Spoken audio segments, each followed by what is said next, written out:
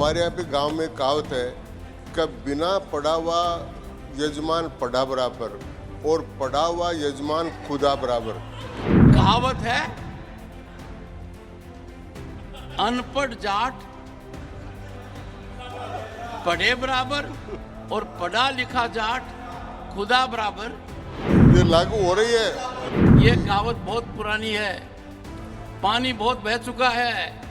अब आप और हमें कोई ज्यादा फर्क नहीं है। हमने एक समस्या आ गई, जैसे उन्होंने गांव की दो कहावतें बताई थी। हमारे यहाँ पे गांव में कहावत है कि बिना पढ़ा हुआ यजमान पढ़ा बराबर और पढ़ा हुआ यजमान खुदा बराबर। वन सेकेंड, घनश्याम तिवारी जी सही बात नहीं बता रहे हैं। वो रणदीप सिंह सुरजेवाला और मेरा ख्याल रख रहे हैं। कहावत है, अनपढ़ जाट पढ़े बराबर और पढ़ा लिखा जाट खुदा बराबर। ये बात कई सैकड़ों सालों पहले की है तिवारी जी। हालात बदल गए हैं।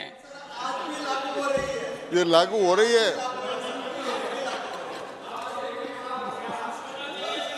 तो सभापति professor, this is known as expression of pent feeling. ये सभापति महोदय, तिवारी जी पर इस बात का ध्यान रखिए, ये कहावत बहुत पुरानी है, पानी बहुत बह चुका है। अब आप और हमें कोई ज्यादा फर्क नहीं है।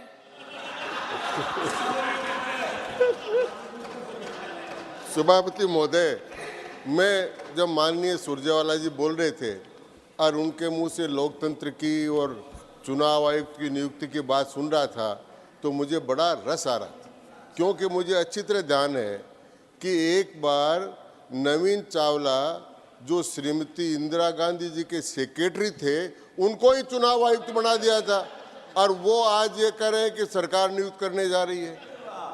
तो साहब इतना ये बात कर रहे हैं, फिर वो पार्टी लोकतंत्र की बात करे जो इमरजेंसी लगाई, सारा काम किया, तो मैं वो लोकतंत्र की बात नहीं करूँगा, उन बातों पर मैं नहीं जाऊँगा।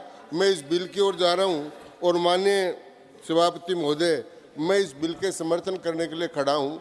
उन्होंने दो बातों की चर्चा की, उन्होंने संविधान सभा की चर्चा की, उन्होंने सर्वोच्च न्यायालय के निर्णय की चर्चा की।